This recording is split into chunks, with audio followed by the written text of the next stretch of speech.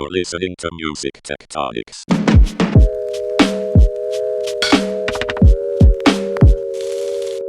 Welcome back to Music Tectonics, where we go beneath the surface of music and tech.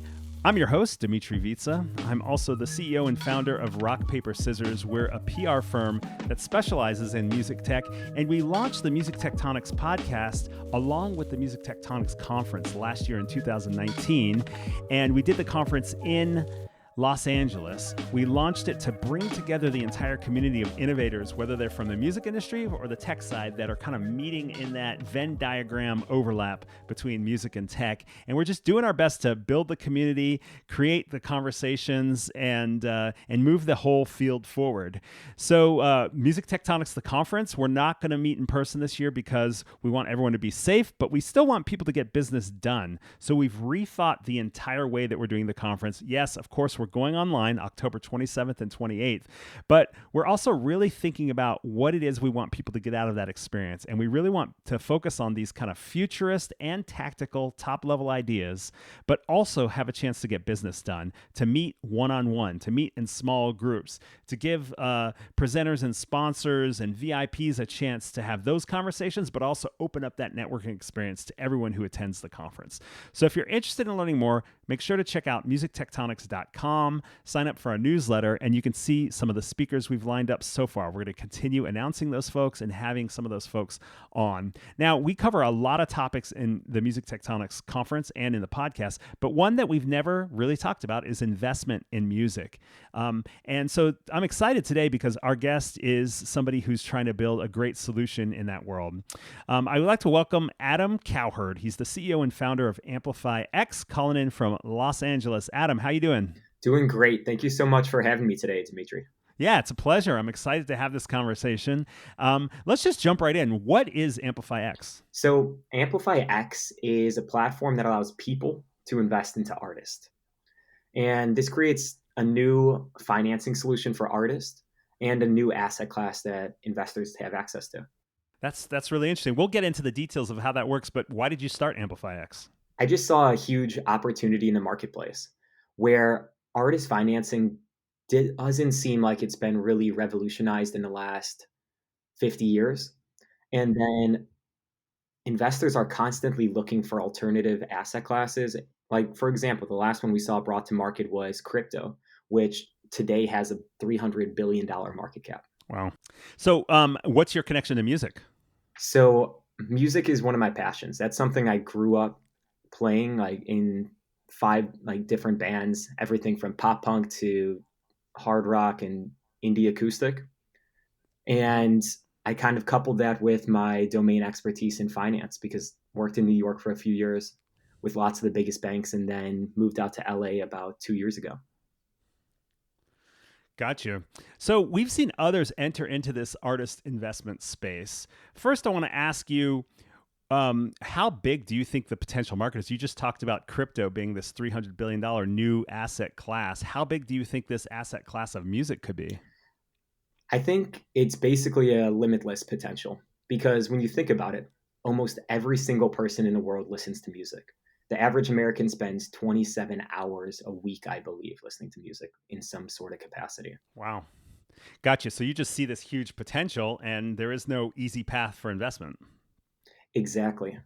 So how did Amplifyx become the first and only SEC compliant platform for investing in musicians? That seems like a pretty amazing differentiator. Absolutely. So most of the team actually comes from financial backgrounds. Mm-hmm. And so when we decided to do this, we wanted to make sure we did it right because we saw that some of the players in a space are not doing it that way. And we thought that we could build a lot of consumer trust and confidence by making sure we're fully compliant. So do you know if anyone else has tried to become compliant with SEC?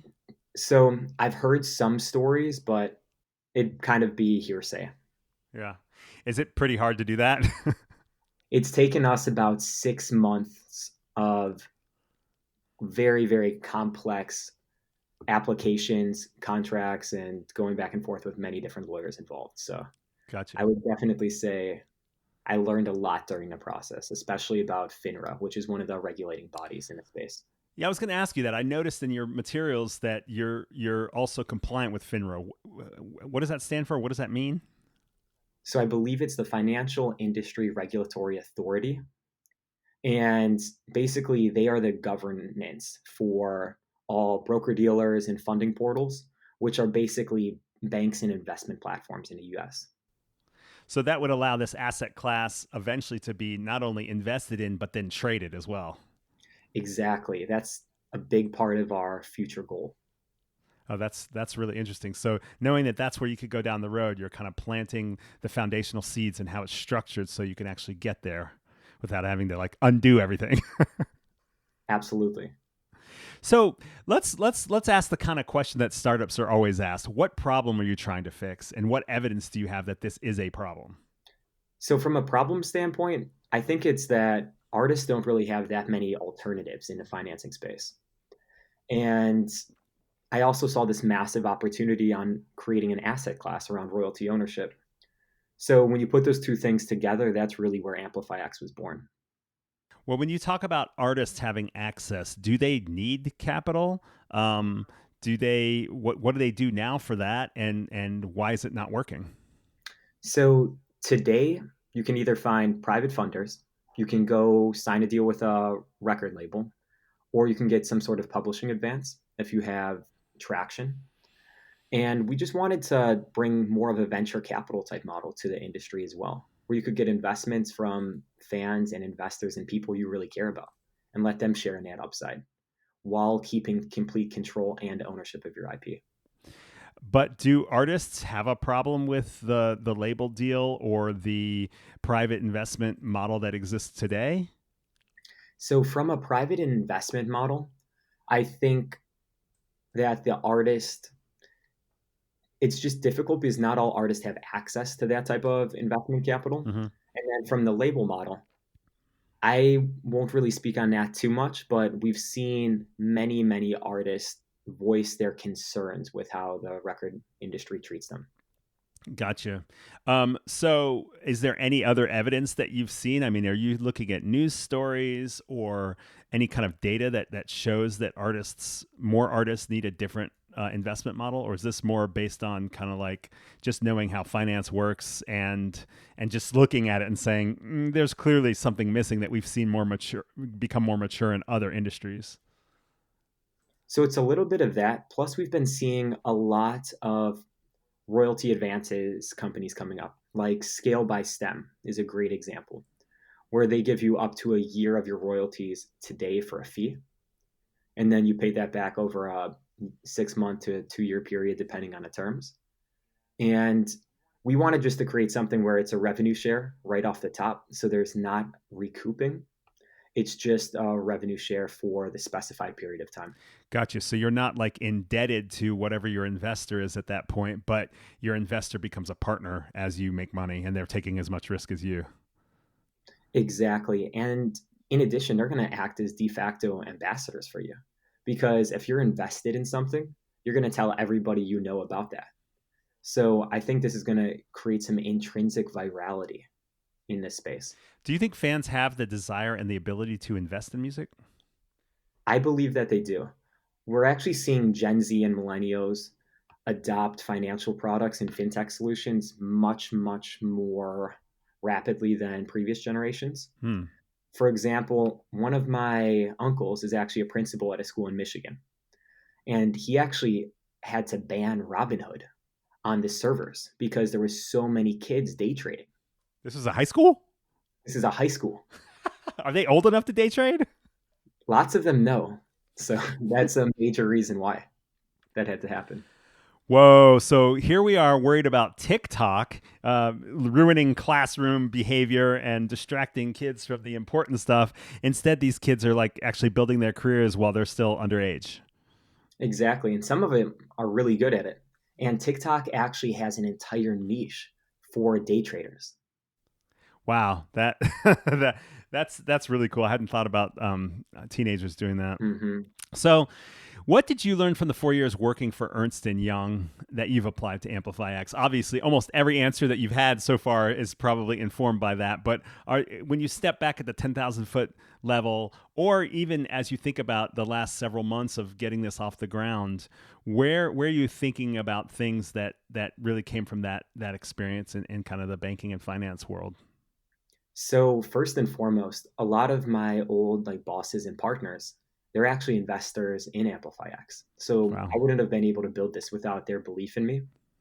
In addition, just the experience I had from managing teams, building complex fintech solutions and doing digital transformations at lots of these financial clients gave me the know-how to apply that at my own business.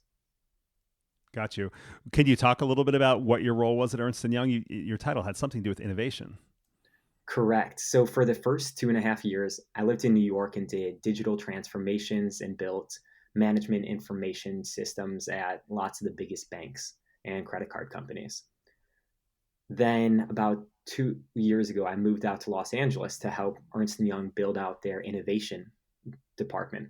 So essentially what we would do is we would help companies like Fortune 500s create innovation factories and launch proof of concept solutions, how to build teams, how to effectively scale and manage new businesses that may be adjacent or outside of their core business, and how to really invest in that disruptive innovation. That's cool. All right, so you've got some good credibility there from that experience, I'm sure. So since you're pre-launch at this point, right? We are. Hopefully beta is going to be out later this month. Okay. So later in August. So since you're pre-launch, it's probably too early to ask about traction. What do you see as the path to success in terms of onboarding artists that will really be able to rally a big enough fan base to make this work? So I think setting clear expectations for the artist from the beginning, and then having a very clear and simple to follow pathway to getting onto the platform is going to be paramount. So we've made sure to design all of our materials to make them very accessible and easy to understand for artists.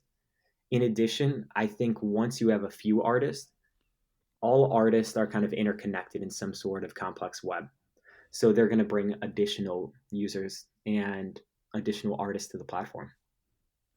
And are you aiming for a particular kind of strata of artists in terms of, formerly major label to kind of, second tier to maybe like indie DIY, or are you going for all levels? So we're really going for all levels. I would say we have two different tracks though. The one track is emerging artists. So artists who have over 50,000 monthly listeners on Spotify and over 20,000 engaged fans across other social media. Mm-hmm. And then the other is more legacy artists who either had label deals and want to get out of it, want some sort of liquidity events, and they still own their publishing rights or something to that nature.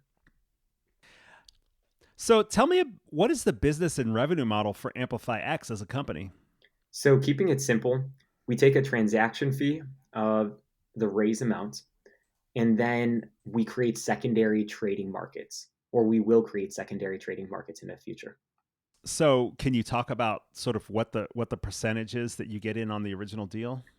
So how we think about the original deal is it's basically just to cover cost and give us a zero customer acquisition cost for our artist. And where the real money comes is from trading. Interesting. Okay. So, but that's something that'll emerge later. Exactly. We're starting the process for that, but it's going to be a little bit of time because there are some restrictions that the SEC imposes on assets of this type. Got you. Well, that will get very interesting when people have the Amplifyx app on their phone and they're just literally trading investments in different artists. That sounds like tons of fun. Exactly. That's what we're trying to do.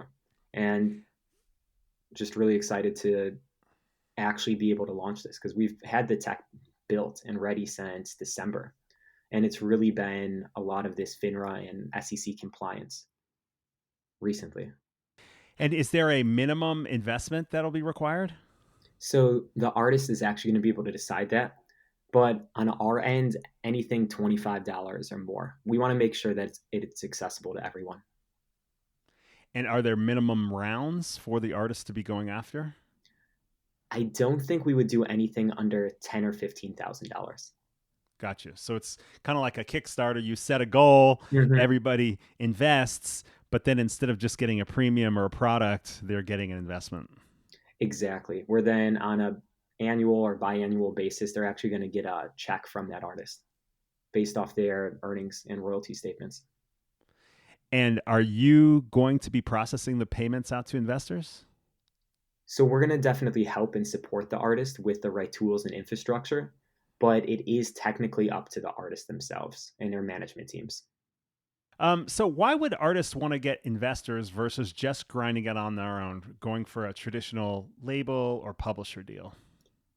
I think it's just to maintain that control, because from the conversations we've been having with artists there's this growing trend of independence in the market because of people like Chance the Rapper and Macklemore and others who have made being independent cool. In addition, they're showing how profitable it can be.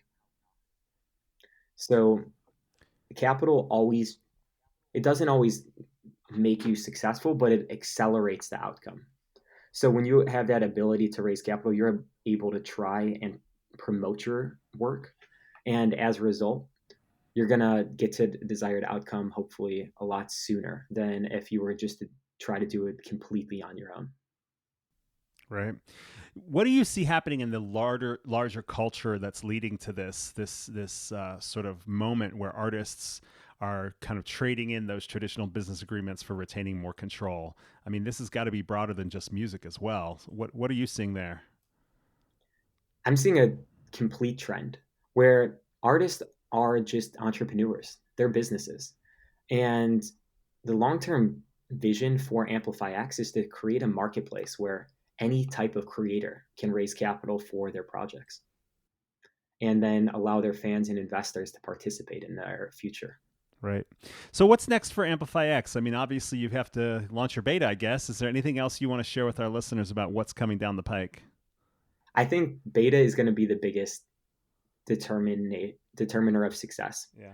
Where we're also starting to raise our seed financing round, which has been a really exciting opportunity because I've never raised major outside financing before. And just really excited to see what the future holds. We've got a great team behind us, and they do bring a lot of experience in both startup and corporate. So I think we're in a really strong position to help a lot of artists and a lot of investors. So regardless of whether somebody might be an artist looking interested in this model of investment or a fan, what should they do if they want to find out more? They should head over to www.amplifyx.com, and they'll be able to find a ton of information on the website. And if they do have any additional questions, feel free to reach out to me directly at adam@amplifyx.com. Awesome. Well, this has been fun. I mean, we did a kind of a quick dive into what you're up to and thinking about the whole investment space for artists and fans. So I really appreciate you coming on to the podcast, Adam. Thanks again for having me, Dimitri. Really appreciate it. So thank you for listening to Music Tectonics. Please hit subscribe on your favorite podcasting app and check out musictectonics.com to find out about our conference coming up October 27th and 28th, 2020. It's an online conference.